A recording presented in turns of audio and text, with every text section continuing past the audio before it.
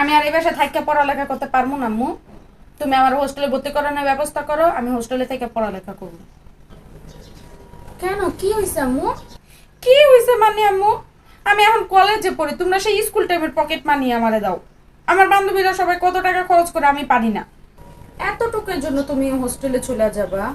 আচ্ছা আমি বলবো না তোমার বাবাকে তোমার পকেট মানি বাড়ায়। আচ্ছা কথা শুধু পকেট মানি না, আমি এখন বড় হয়েছি আম্মু, কলেজে পড়ি, হয় ভাইয়া না হয় আব্বু আমার নিয়ে আসবো দিয়ে আসবো, এটা আমার বান্ধবীরা আমার কত চেতায় জানো।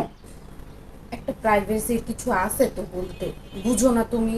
বর্তমানে দিনকালের যে অবস্থা, এই জন্যই তো তোমার আব্বু আর তোমার ভাইয়া তোমাকে দিয়ে আসে। আমি কি বড় হয়েছে না, আমি একা যাইতে পারি না? বলো যে আমার একটা স্কুটি কিনা দিতে বলো। আচ্ছা ঠিক আছে, আমি বলবো না এখন থেকে তোমার স্কুটি একটা কিনে দিতে, ওটাতে করে যাবে আসবে। দেখি এর ভিতরে হয়তো চলে যাবো, যদি আমার গাড়ি লাগে আমি গাড়ির কথা বলবো।